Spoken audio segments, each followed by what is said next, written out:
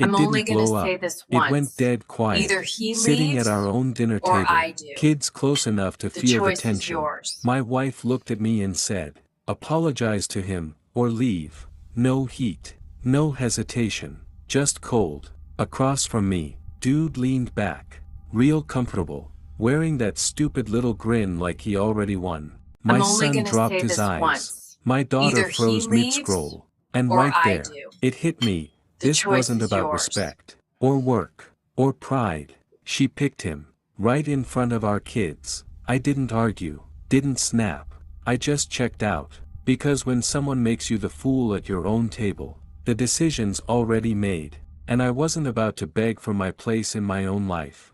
Have you ever had a moment where everything in your life looks fine, bills paid, routines locked in, kids doing their thing, and then one sentence lands so hard it feels like the floor tilts under you? That's how this started for me, not with screaming, not with a cheating confession, but with my wife calmly saying, "Apologize to him, or leave," like she was setting terms on a contract instead of blowing up a 23-year marriage. We were sitting at our own dinner table, salmon on the plates, wine already poured, kids right there in the room, and across from me sat this guy she'd just hired, leaned back, relaxed, smirking like he'd already won something I didn't even know we were competing over. She didn't raise her voice. She didn't look confused. That's what messed with me the most. That smile should have scared me more than yelling ever could. Because it wasn't uncertain, it was ready. Ready for me to do what I'd always done. Stay calm. Be mature. Take it on the chin and move on. I'm Daniel Carter. I'm 47 years old. I've spent most of my adult life being the steady one, the boring, dependable guy with a finance job that doesn't impress anyone at parties but quietly keeps roofs over heads and futures intact. My wife built something flashier. Aesthetic clinics, Botox, fillers, lasers. She turned vanity into a real business. And I backed her the whole way. I managed the trust her father set up when we married, handled the finances, protected the structure that kept everything legal and clean. I thought we were a team. Turns out, I was the safety net she forgot she was standing on. That night, she announced, casually, that I'd be reporting to him at her clinic. Reporting to him, inside a business I didn't even work for. I tried to explain, calmly, that I wasn't her employee, that I was the trustee managing her father's entire estate framework. She cut me off mid-sentence, looked at me flat and repeated it. Slower this time, "Apologize to him, or leave." Our son stared down at his plate like it suddenly became the most interesting thing in the world. Our daughter stopped scrolling, eyes locked on us. The guy across from me lifted his glass slightly, like this was some kind of dinner theater. And in that moment, something clicked. Adulthood had trained me to confuse silence with strength, loyalty with blindness. We're taught that real men don't make scenes, don't jump to conclusions, don't rock the boat. So I nodded, not because I agreed, but because I was done arguing with someone who'd already chosen a side. She relaxed instantly, like she'd won, reached for her wine, thought I cracked. What she didn't realize was that I wasn't backing down, I was backing out. I folded my napkin, stood up, grabbed my jacket, and said quietly, "Enjoy your dinner." Or maybe saying nothing would have said the same thing. When she asked if I was seriously walking out over a simple reporting change, I stopped at the door and told her the truth. "I'm leaving because you chose him over me in front of our kids." No yelling, no drama, just facts. I closed the door behind me without slamming it, and while I still thought staying calm was protecting my family, I didn't know yet that the person paying the closest attention wasn't me. I drove to the one place Victoria would never think to look, the office. She assumed my power ended the moment I walked out of that dining room. The parking garage was mostly empty, a few cars tucked near the elevators, the kind that belonged to people trying too hard to be noticed. I parked, badged in through a side entrance most employees forgot existed, and let the quiet swallow me whole. Offices after hours aren't peaceful, they wait. My office looked untouched, frozen exactly as I'd left it that morning.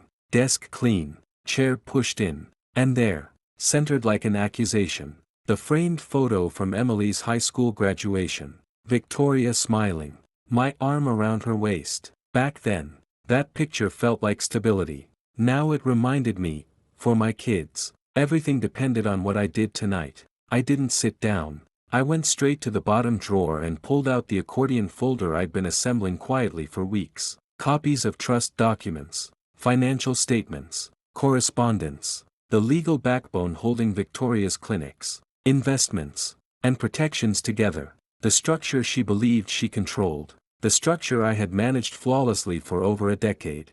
I removed my personal hard drive from the locked cabinet, powered down my work laptop completely, and put my company phone into airplane mode. No digital trail, no noise. This wasn't impulse, it was execution. I took the elevator down 2 floors, where one office light was still on behind glass. Jennifer, senior legal counsel, the one person who would understand exactly what I was about to do without asking unnecessary questions. I knocked once. She looked up, surprised but alert. "It's late," she said. "I need 10 minutes. I replied. She closed her laptop slowly. I placed the red folder on her desk and said the only line that mattered, "I'm activating the clause that shuts everything down." Her expression shifted immediately. She opened the folder, scanning, then flipped to the signature page. "You already signed," she said. "Last week, effective immediately." I answered. Jennifer leaned back. "You know what this triggers," she said carefully. "Every asset tied to that trust freezes. Clinics, accounts, properties. Everything stops until a new trustee is appointed." "I know," I said, "and only her father can appoint one." She studied my face. "What happened tonight?" I didn't embellish. "She told me to apologize to her boyfriend or leave," I said, "in front of our kids." That was enough. Jennifer exhaled slowly and reached for her legal pad. "I'll file this first thing in the morning," she said. "By noon, every institution will be notified." I stood. "I won't be here when it hits." She nodded once. "I didn't expect you to be." As I walked back to my office, I took the photo of my kids from my desk and left my wedding ring beside it. I dropped my access card into the security mailbox and walked out without looking back. Whatever came next was already in motion. By the time Victoria realized what irreversible really meant, it would already be too late. Victoria woke Wednesday morning expecting the world to have changed in her favor.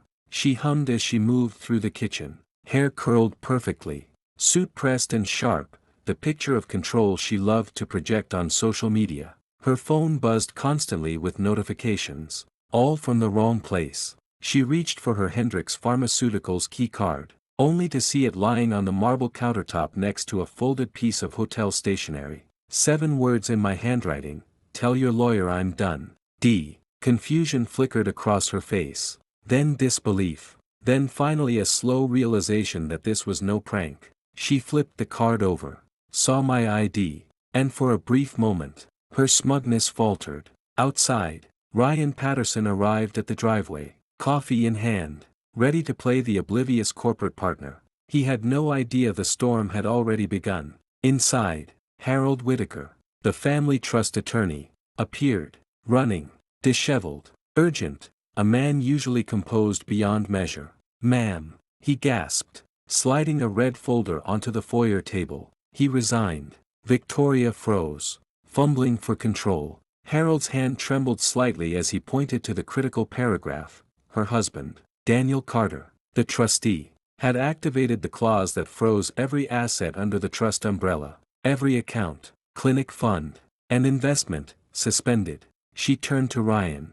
still grinning, oblivious. But Harold quickly pulled the curtain shut. The implications began to sink in like cold water. Payroll would fail, vendors wouldn't be paid, and the empire she had built with relentless ambition was paralyzed. Victoria tried the banks, her personal cards, her Platinum American Express, declined. Every call to financial institutions confirmed the same truth. By 2 p.m., the audit team arrived, dark suits carrying boxes of files, moving methodically through her main conference room. She tried to stop them, demanding authorization, only to be handed a letter on Blackwell Family Trust letterhead. "Your father authorized this." The weight of reality hit her. And by Friday, HR would step in, security footage reviewed, and the missteps of her personal and professional life exposed. Her world, so carefully constructed, was unraveling. Emily and Nathan, safe in their awareness, watched from a distance, texting updates, witnessing the consequences without interference. By mid-morning, Ryan's oblivious grin faltered as he was intercepted by HR and the state medical board investigator, questions about favoritism, unethical conduct, and fraudulent expense reports totaling $47,000. His promotion, his relationship, all under scrutiny. By Monday, the board of directors would strip Victoria of operational authority entirely, leaving her with a minority stake and no control, and Daniel, calm, collected, observing from a distance, a silent strategist who had anticipated every move. By the time she understood what had happened, everything she assumed she owned would be out of her hands. Consequences, finally, had arrived exactly as they were meant to. Victoria's panic escalated as the reality of the trust freeze sank in. By mid-morning, she tried again to move funds for clinic payroll, declined. She repeated the attempt, her voice rising, calls transferred from one representative to another, each confirming the same truth. All accounts under the Blackwell Family Trust were frozen pending trustee reassignment. The sudden paralysis of her empire hit like a shockwave. The clinics, her investments, even personal accounts, were inaccessible. From a safe distance, Emily and Nathan connected the dots, documenting each escalation with terse updates. Victoria's hands shook as she tried to explain to bank officials, her tone tight, trembling with disbelief. By 2 p.m., the audit team arrived, 3 people in dark suits carrying boxes, setting up in her main conference room as if moving in permanently. She demanded to know who had authorized this. The lead auditor, calm and unwavering, handed her a letter on Richard Blackwell's official letterhead. Your father authorized it. The weight of her mistakes, mismanagement, and misplaced priorities hit her full force. Meanwhile, Ryan Patterson, her director of operations and supposed ally, lingered in the lobby, oblivious, coffee in hand, unaware that his oblivion would not last. The audit team requested complete access to financial records, client contracts, and personnel files dating back 18 months, including all correspondence with Ryan, a meticulous forensic review that left no loophole unexamined. Victoria's attempts to mitigate, to explain, to regain control, collapsed in real time, exposing gaps, favoritism, and ethical breaches. By Friday, HR had intervened, presenting evidence of personal indiscretions and improper conduct, including security footage and audio clips from corporate events, all time-stamped and undeniable. Ryan's carefully constructed facade began to crack as the employment attorney and investigator questioned his qualifications, his relationship with Victoria, and fraudulent expense submissions totaling $47,000. Each revelation compounded Victoria's anxiety. She could no longer rely on charm, manipulation, or corporate influence. By Monday morning, the board of directors convened an emergency meeting, stripping Victoria of operational authority while allowing her a minority stake in the clinics, 22% ownership. No management power. The clinical operations, payroll, and daily decisions were now controlled by an interim team approved by the board, leaving Victoria with influence only in name. Daniel, ever calm, watched from a distance, a quiet architect who had anticipated every move, every overreach. As the dominoes fell, he allowed himself a brief, quiet satisfaction, justice measured, consequences delivered. His resignation as trustee had triggered the chain reaction with precise timing, exposing the flaws in Victoria's assumptions and leaving her scrambling. The empire she had built on ambition and ego, the life she thought untouchable, began to unravel like sand through fingers. Emily texted succinct updates, "Mom is frozen. She doesn't know what to do." Nathan added, "Payroll was down." The board meeting was scheduled, and Daniel, once loyal husband and careful protector, remained composed, observing the dominoes he had set in motion. By the end of the week, the consequences of betrayal, poor judgment, and prioritizing ego over family would be fully visible, proof that control is meaningless without foresight and integrity, and that authority misused inevitably collapses under the weight of its own arrogance. I drove to the one place Victoria would never think to look, the office. She assumed my power ended the moment I walked out of that dining room. But she had forgotten one crucial fact: I was the trustee, the silent guardian of the very structure she relied on. The office was nearly empty at 9:30 p.m. Save for overnight security and a few late-night analysts still trying to impress management. Offices after hours aren't peaceful, they wait. My family photo from Emily's graduation smiled up at me, carrying the weight of responsibility, not nostalgia. For my kids, everything depended on what I did tonight. I retrieved the accordion folder I'd assembled over 6 weeks, filled with every trust document, financial statement, and correspondence tracing the empire Victoria had built. Every asset, every account, every property holding rested in my hands. I powered down my laptop, disconnected my personal hard drive, and set my company phone to airplane mode. No digital trail, calculated precision, not panic. The elevator ride to the second floor felt heavier than any boardroom confrontation. This was where the quiet work of strategy would manifest. Jennifer Archer's office light was still on. She had been my counsel through every trust modification. A woman whose sharp mind required no preamble. I knocked, stepped inside, and placed the red folder on her desk. Section 14, Clause C, or, as I thought of it, the clause that shuts everything down, was now active, freezing every asset under the trust umbrella: Victoria's clinics, accounts, and investments suspended until a new trustee was appointed. Richard Blackwell, her father, still held final authority. The power she assumed remained hers had quietly shifted into mine. From a safe distance, Emily and Nathan followed the plan in real time, connecting the dots and sending terse updates. Their presence reminded me why this mattered beyond corporate control. Every minor victory had been mapped, every domino in motion. From the overlooked side entrance to the careful preparation of legal instruments, the plan would unfold exactly as envisioned. I left Jennifer's office with the folder secured, retraced my steps to the elevator, and retrieved the family photo, leaving my wedding ring on the desk, a symbolic acknowledgement that the old life was over. I dropped my access card in the security office mailbox. My phone buzzed with missed calls from Victoria. I ignored them. By morning, she would find the keycard conspicuously on her counter with a brief note: "Tell your lawyer I'm done." I drove to the small, anonymous extended stay hotel I had arranged. The game had changed. Victoria assumed her influence remained intact, but the quiet, measured actions taken tonight ensured that by the time she realized what irreversible meant, it would already be too late. As the dominoes fell, I allowed myself a brief, quiet satisfaction: justice measured, consequences delivered, and the silent protection of my family and the structures I had long safeguarded. Wednesday morning arrived like a verdict. Victoria's eyes landed on my key card, neatly placed on the marble countertop next to a folded note: "Tell your lawyer I'm done."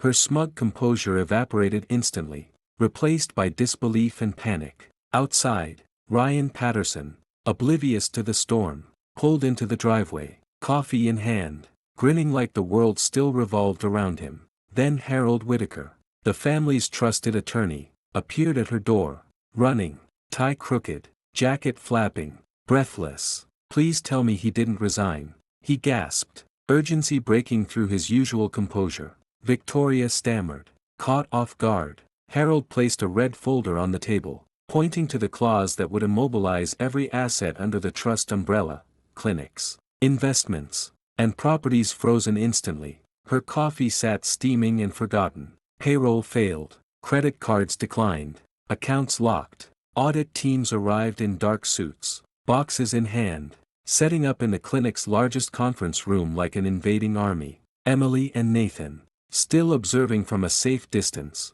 sent terse updates, their worry laced with pride, witnessing the empire their mother had built crumble piece by piece. Security footage, expense reports, and undisclosed relationships were scrutinized, revealing the depth of mismanagement and ethical violations. Victoria's desperate calls to banks and corporate contacts bounced back, blocked at every turn by the airtight legal structure I had activated. Richard Blackwell, her father, finally called Saturday evening, his tone cold and unyielding, making it clear the freeze would persist until a new trustee was appointed, outside her control. Friday brought HR investigations, compliance officers, and employment attorneys, exposing the inappropriate relationship between Victoria and Ryan, as well as fraudulent expense claims. By Monday, Ryan's confident, oblivious world collapsed. Security escorted him out, his coffee long cold, resignation letter trembling in his hand.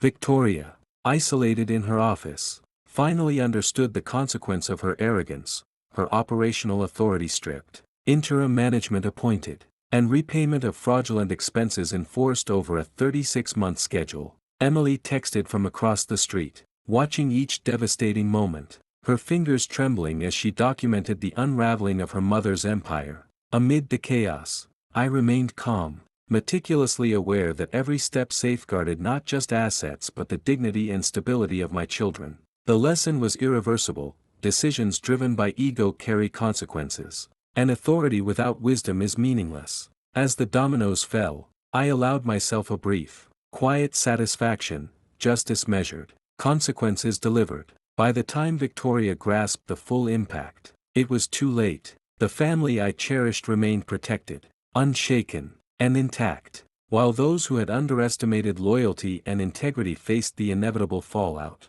In the stillness after the storm, I could finally breathe, knowing the morning had confirmed one truth: respect and prudence outweigh ambition and desire every single time. By Monday morning, Victoria's world had become a house of mirrors, each reflection exposing a failure she hadn't anticipated. The frozen accounts halted payroll, every attempt to reach banks, vendors, or her staff rebounded against the legal barricades I had put in place. Airtight, precise, and unavoidable, the audit team descended like clockwork, scanning transactions, emails, and contracts, tracing the Miami weekend, the unauthorized promotions, and fraudulent expense claims with methodical scrutiny. Emily and Nathan observed from a safe distance, connecting the dots through terse updates, their eyes heavy with concern yet bright with pride for their father. Ryan Patterson's oblivious confidence crumbled the moment compliance intercepted him at the clinic. Security footage, expense reports, and hotel logs exposed his unqualified rise and ethical breaches. His coffee grew cold in his hand, the smile he wore like armor melting as the resignation letter was pressed into it. Each flash of realization on his face, the fear, the confusion, the abrupt loss of control, played out in a quiet, devastating spectacle. Victoria's hands shook as she stared at frozen accounts and the red folder that symbolized the sudden collapse of everything she thought she commanded. She tried to negotiate, to rationalize, to scream, but each plea bounced off immutable legal structures and fiduciary oversight she had underestimated. The board convened swiftly, installing the interim management team she had nurtured yet could no longer influence, stripping her of operational authority. Every attempt to exert control failed, every call, every email, every demand met with legal precision and procedural finality. Micro-moments revealed the depth of her reckoning, her lip trembling as she reread notifications, her phone ignored by Ryan, her staff acting professionally but firmly, her father's shadow looming over every decision. Meanwhile, I remained calm, observing, letting each domino fall exactly as intended. Pride flickered briefly within me, not of schadenfreude, but of duty fulfilled, family secured, and justice enacted. By evening, the auditors packed their boxes, the legal staff left the building, and the clinic's once commanding rhythm slowed to a halt. Victoria sat in silence, absorbing the consequences, her empire now a cautionary tableau of ambition unchecked by integrity. Emily and Nathan's satisfaction was quiet but profound. They had witnessed strategy, principle, and foresight preserving what truly mattered. I allowed myself a slow breath, letting the gravity of each action settle. The moral and financial reckoning was complete. Some victories are loud, some quiet. This one resonated far beyond the moment, a testament to careful planning, unwavering ethics, and the preservation of family. In the hum of empty corridors and the fading echo of consequences, the message was clear: power without principle collapses, but integrity, measured, deliberate, and patient, remains unshaken. By midweek, Victoria's attempts to regain control had become a cascade of frustration and desperation. Every move she made was blocked by the systems I had carefully set in motion. The clinic's accounts remained frozen, vendor calls bounced back, and payment requests failed, each a reminder of the authority she no longer held. Ryan Patterson mirrored her downfall, his resignation final. He carried a box of personal belongings down the clinic corridor, hesitation in every step as the weight of consequences settled on him. Emily and Nathan watched from a distance, updating me with terse messages, their eyes reflecting relief, pride, and an emerging understanding of integrity in action. I checked in only briefly, letting events unfold with precision, my presence unnecessary for the dominoes to fall exactly as planned. Victoria's phone buzzed again and again, calls went unanswered, emails remained unopened. Each notification hammered the reality of her diminished influence.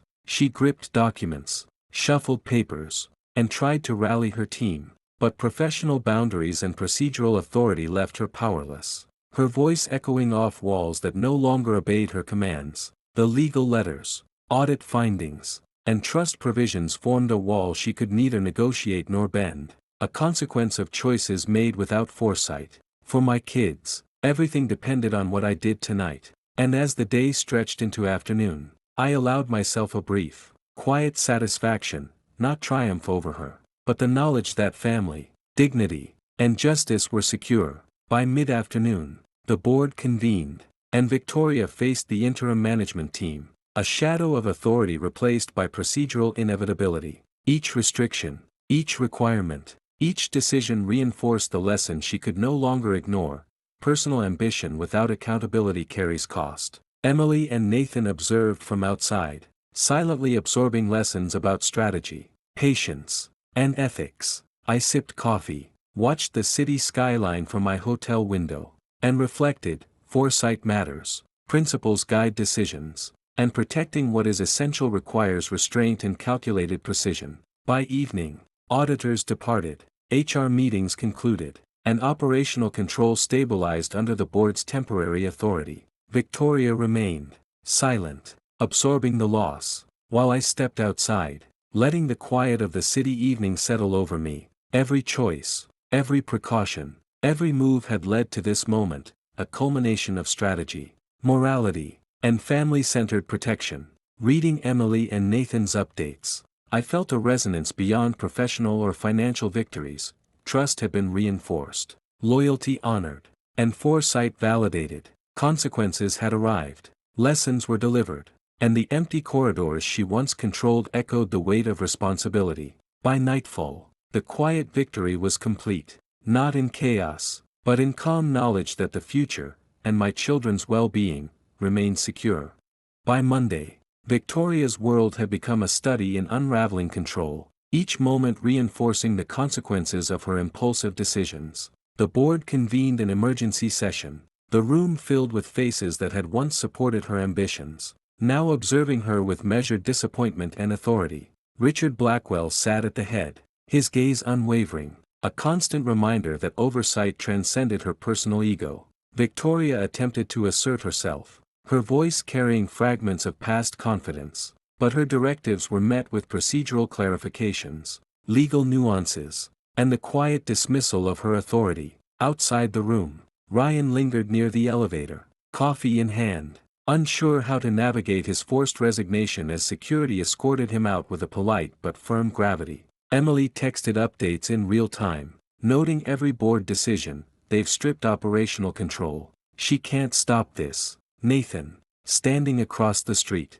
captured photos of Victoria hunched over documents, coffee cooling at her side, every plan undone before it could take hold. She made rapid phone calls, whispered instructions, and attempted to rally staff, but messages went unanswered, emails ignored, and authority evaporated like mist in the morning sun. The auditors had finished, HR had logged every discrepancy, and the interim management team was already steering the clinic's operations. Each passing hour reinforced the truth she had long ignored: influence without foresight and ethics is fleeting. I observed from my temporary apartment, calm and deliberate, knowing every contingency had been prepared. For Emily and Nathan, everything remained protected. The graduation photo on my desk reflected not only pride but a weight of responsibility, the reason every strategy, every pause, had mattered. Victoria's phone buzzed incessantly, Yet her calls went unanswered, her legal team scrambling, her attempts to regain control proving futile. Nathan witnessed silently, learning that leadership is inseparable from accountability and that trust cannot be conjured through ego. Victoria's disbelief gradually shifted to the dawning recognition of her failures, both personal and professional. By mid-afternoon, the board finalized her removal as CEO, transferring operational authority to the interim team and outlining repayment for mismanaged funds. Richard's words were sparse but measured, reinforcing the irreversible consequences of her actions. Emily and Nathan absorbed the lessons in quiet observation, seeing integrity enforced in real time. The day ended with the clinic intact but Victoria stripped of control, her empire technically whole yet emotionally destabilized. In contrast, I allowed a moment of quiet satisfaction, not from vengeance, but from preservation. Family intact, responsibilities honored, lessons delivered. City lights reflected off my window as I sipped a drink, reflecting on the first dominoes falling and the cascade now complete. Irreversible, instructive, and deliberate. It was a testament to patience, foresight, and moral clarity. Every action mattered, every consequence had weight, and my children had witnessed that doing what is right carries far more power than reacting to ego. By mid-morning, the full weight of Victoria's choices pressed down on her. Her attempts to rally staff crumbled instantly, emails went unanswered, phone calls met silence, and whispered instructions bounced back with inaction. The authority she had once wielded effortlessly had evaporated, leaving her pacing between offices with clenched fists and a growing sense of disbelief. Ryan, her newly promoted yet ill-prepared director, had already been escorted out, a box of personal belongings under his arm, his confident smirk replaced by visible unease. Every step he took through the lobby mirrored the inevitable consequences of misjudgment, a silent warning of what happens when ambition outweighs competence. Emily and Nathan stayed nearby but distant, their eyes alert and minds absorbing every ripple of the fallout. Emily sent terse, factual updates, payroll frozen, accounts inaccessible, audit underway, while Nathan quietly documented what he could from a safe vantage point. Their observations were deliberate, teaching them lessons about integrity and consequence without a word being spoken. Meanwhile, Victoria's frustration escalated into action, gripping paperwork so tightly her knuckles whitened, muttering instructions to absent staff, attempting short bursts of persuasion with employees who ignored her politely but firmly. Each failed attempt compounded her stress,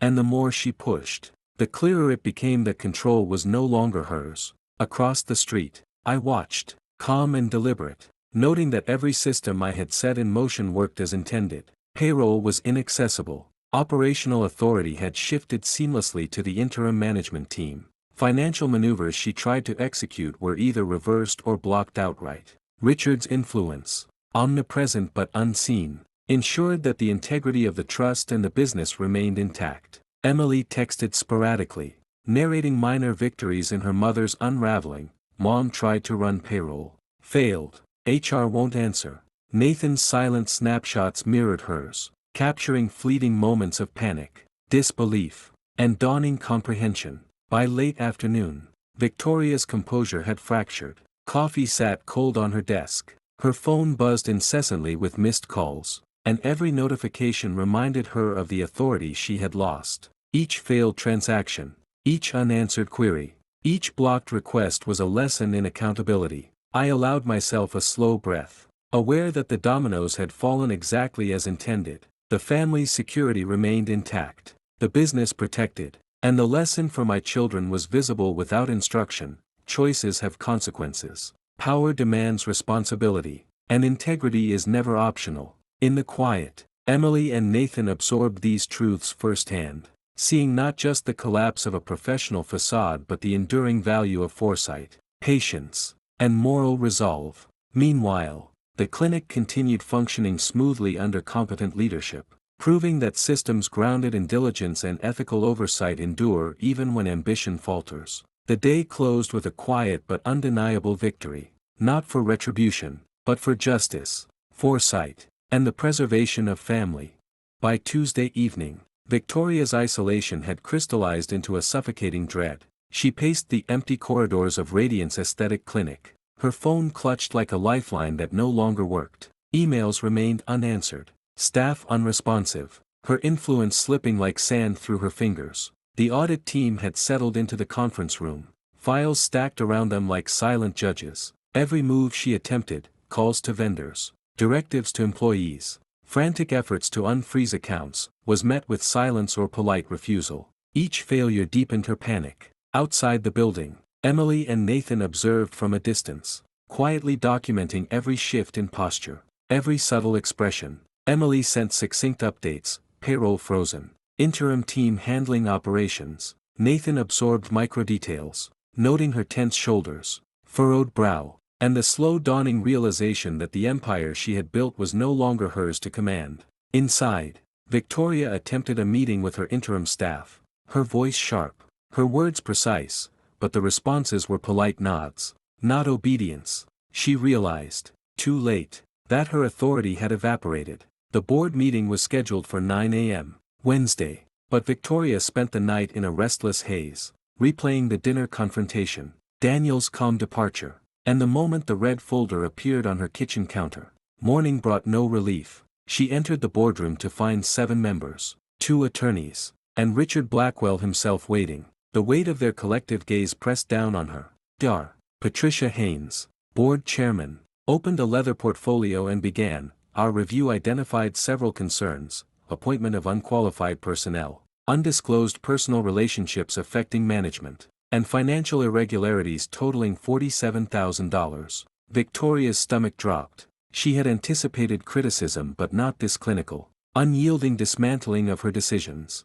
Richard's expression was a mask of restrained disappointment. Her protests fell on ears tuned to governance, fiduciary duty, and policy. The board's verdict was swift and absolute. She retained a minority ownership stake, but all operational control transferred immediately to the interim team. Each word landed with the weight of inevitability. Emily and Nathan, still observing, silently grasped the lesson unfolding. Leadership demands responsibility and foresight. Outside, the interim CEO moved efficiently among staff, stabilizing operations, correcting minor oversights, and re-establishing order. Victoria's attempts to intervene were politely, yet firmly, rebuffed. By late afternoon, she sat in her car in the underground garage, silent, staring at nothing as the magnitude of her loss settled like cold fog. Daniel, watching from a distance, remained composed, knowing that foresight, strategy, and family protection had prevailed without spectacle. Systems held, lessons were learned, and the line between personal ambition and professional accountability had been drawn clearly. Integrity had triumphed quietly but unmistakably, and the consequences of overreach were now irreversible. By the following morning, Victoria's world had contracted to the 4 walls of her office, once a symbol of power, now a silent witness to authority lost. Phones rang unanswered, emails went unopened, and every attempt to mobilize staff failed, highlighting the stark reality that her influence was evaporating. Personal credit cards were declined, accounts she had assumed untouchable were frozen, and the systems Daniel had set in motion operated with precise, unavoidable efficiency. Across the street, Emily and Nathan observed from a safe distance, noting their mother's tension, the tight grip on papers, and the exhalations of frustration after each ignored call or unanswered instruction. Meanwhile, auditors and compliance officers dissected expense reports, Miami weekend incidents, and Ryan Patterson's unauthorized actions, confirming irregularities and stabilizing the clinic under interim leadership. Victoria's muttered frustrations punctuated the growing chaos, her attempts to regain control clashing with the quiet competence of staff now empowered by law and procedure. Daniel, seated elsewhere, remained calm, monitoring the dominoes he had set in motion, each falling exactly as planned, consequences delivered with moral clarity, and family protected without confrontation. Emily and Nathan silently absorbed the unfolding lessons, witnessing the contrast between foresight and impulsivity, strategy and panic, integrity and ego. By evening, Victoria's reflection in the office window revealed exhaustion and dawning comprehension. Authority without planning or principle was meaningless. Her phone buzzed relentlessly with messages she could no longer act upon, each one ignored by those who had assumed responsibility in her absence. Daniel allowed himself a rare, quiet smile, satisfied at the precision of execution and the protection of those he loved. The dominoes had fallen. The consequences were irreversible. Lessons were etched in every interaction, every frozen account, and every failed command, reinforcing that power wielded without foresight is fleeting, and that patience, strategy, and integrity ultimately prevail.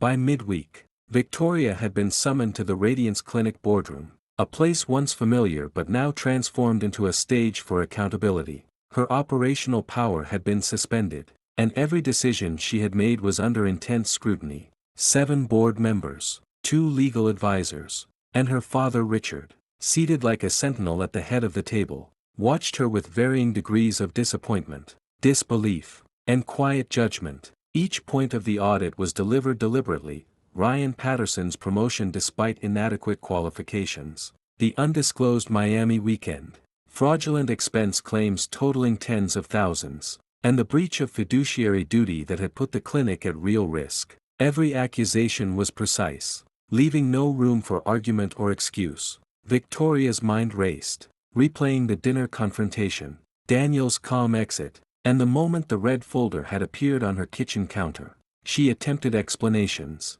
but her words faltered and cracked under the weight of documented evidence, and even her phone, buzzing silently with unanswered messages, reminded her that authority without structure was meaningless. Daniel, following updates from Emily and Nathan, allowed himself quiet satisfaction. The consequences had been inevitable, measured, and unavoidable, a result not of vengeance but meticulous strategy. The board's final decision landed with quiet certainty. Victoria retained a minority stake of 22%, but all operational oversight transferred to an interim management team, and misappropriated funds were to be repaid under strict external supervision.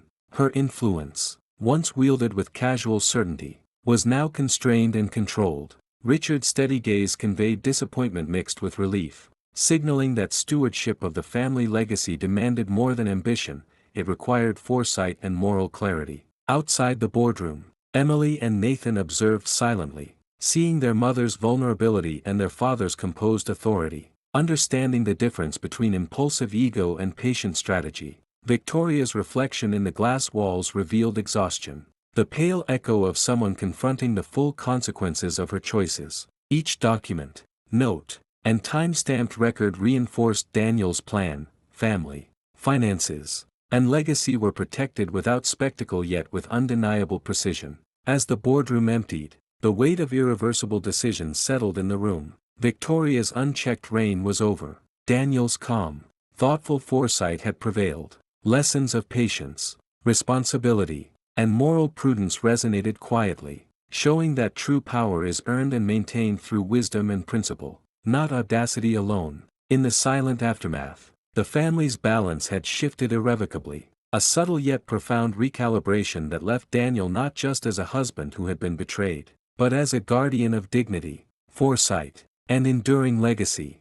In the days after the board's verdict, the clinic settled into a rhythm defined by deliberate, measured action rather than confrontation. Daniel moved methodically through operations, checking systems, verifying accounts, and ensuring every procedure aligned with legal safeguards and the family's long-term vision. Victoria, constrained by her diminished authority, hesitated in areas she had once commanded effortlessly, revealing the sharp contrast between impulsive ambition and steady oversight. Staff members, previously wary of her unpredictable demands, responded to Daniel's calm, clear direction, trusting competence over coercion. Emily and Nathan observed discreetly, learning firsthand the lessons of foresight, responsibility, and resilience that extended beyond corporate success. Meetings with vendors, once postponed or fraught with tension, were handled transparently, each conversation reinforcing stability and demonstrating that decisive action rooted in integrity yielded consistent results.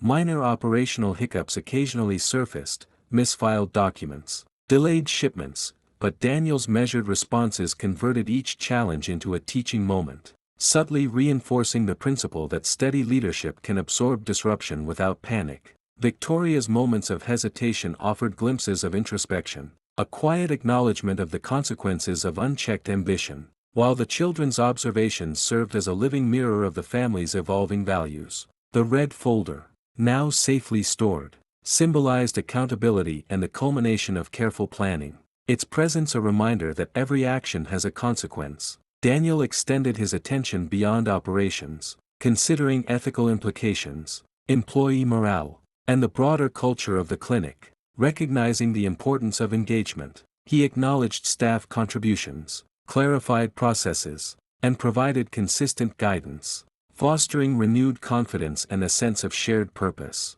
Week by week, the institution regained stability, each department functioning efficiently, while the family adjusted to a deliberate, balanced equilibrium. There were no dramatic announcements or gestures of triumph, just quiet, consistent progress rooted in patience, clarity, and accountability. Emily and Nathan began to understand the distinction between reactive power and thoughtful influence, seeing that true leadership relies on foresight, measured responses, and an unwavering commitment to others' well-being. Daniel's sense of satisfaction was muted, defined not by personal victory but by the knowledge that strategy, ethics, and responsibility could coexist to safeguard both legacy and relationships. As routine solidified, the family's balance transformed from precarious to intentional, resilient enough to withstand future uncertainties. The days of crisis and revelation faded into structured, predictable order, underscoring a central truth: authority without prudence is fleeting, but deliberate leadership rooted in integrity ensures lasting stability. In this period of quiet rebuilding, every decision reflected a commitment to foresight, justice, and care, leaving the family prepared to face the future with steady confidence and moral clarity. With operations now stabilized, Daniel's focus turned to embedding a culture of accountability and foresight across the clinic, ensuring that every system, protocol, and personnel decision was not only efficient but ethically sound. Staff responded to his measured guidance, appreciating the clarity and consistency that contrasted sharply with previous unpredictability.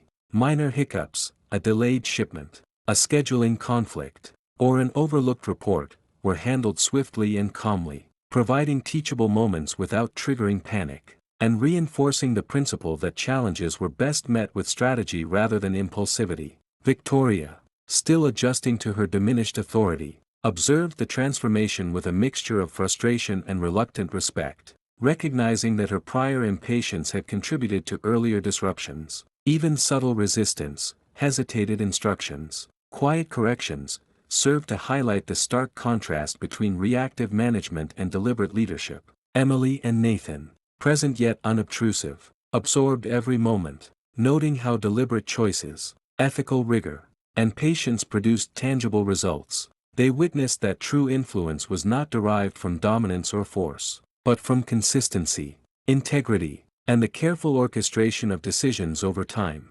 Daniel, while deeply engaged in operational oversight, remained attuned to family priorities, ensuring that professional obligations never overshadowed personal responsibilities, and modeling the balance between leadership and stewardship. Red folders, audit summaries, and meticulously documented processes became more than administrative tools. They symbolized the tangible outcomes of foresight, planning, and moral accountability. Each board meeting, staff discussion, and procedural adjustment reinforced a culture of transparency, competence, and long-term planning, demonstrating that authority paired with ethical responsibility could transform both operations and morale. Micro-conflicts, Victoria's hesitant interventions, minor logistical setbacks, or fleeting misunderstandings among staff, provided tension and learning opportunities without undermining the overarching calm control Daniel maintained. Emily and Nathan internalized these lessons, understanding that responsibility and influence are cultivated through observation, reflection, and consistent action rather than immediate power or impulsive decisions. Daniel's internal reflection was quiet but profound: the successful consolidation of authority, integrity, and family priorities confirmed that patience, strategic thinking, and ethical discipline could produce both practical results and moral clarity. Over time, the clinic operated smoothly, staff confidence grew, and minor disruptions were absorbed seamlessly, reflecting the steady leadership and careful planning guiding every process. This period of measured stewardship not only stabilized the professional environment but reinforced the family's moral and ethical framework, demonstrating that effective leadership relies on foresight, accountability, and a balanced integration of personal and professional obligations. The quiet triumphs of daily operations, subtle corrections, and small successes collectively underscored the story's thematic core: integrity, patience, and strategic foresight are the cornerstones of enduring influence. By the module's close, the lessons for Victoria, the children, and the staff were clear: sustainable results come from consistent, principled action, and leadership is most effective when it harmonizes operational control with ethical responsibility and familial consideration. As the clinic settled into a rhythm of careful oversight, Daniel oversaw the consolidation of systems, audits, and staff coordination, ensuring that every process functioned with precision and foresight. Small operational hiccups, an overlooked report, a miscommunication between departments, or a hesitant vendor response, surfaced occasionally, yet each was swiftly addressed, reinforcing a culture of vigilance and proactive problem-solving. Victoria, observing the results of her earlier overreach, approached her responsibilities with a newfound humility, carefully weighing each decision and recognizing the balance between authority and accountability. Her subtle resistance at first, a delayed instruction or a tentative consultation, gradually gave way to reflective action, revealing that lessons had been internalized rather than imposed. Emily and Nathan continued to absorb these lessons silently, watching how consistent, principled leadership created sustainable outcomes, understanding that true influence was measured not by immediate control but by steady, ethical, and deliberate action.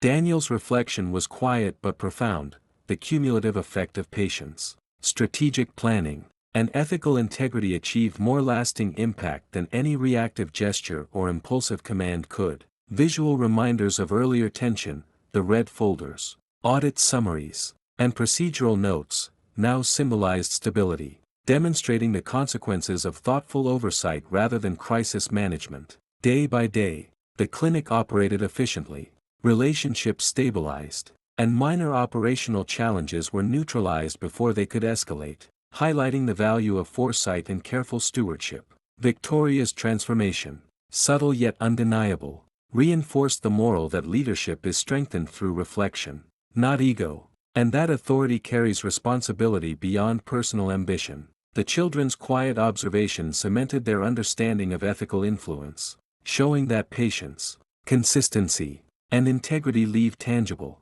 lasting effects on both professional environments and personal relationships. By the end of this module, the family and the clinic existed in a state of balanced function, where professional excellence and moral clarity coexisted seamlessly, and where each decision, no matter how small, contributed to a broader, principled vision. The narrative's arc reached a point of quiet triumph, not marked by dramatic victories, but by the enduring results of deliberate, thoughtful action, proving that measured strategy, ethical foresight, and steady authority create sustainable success and lasting moral resonance for everyone involved.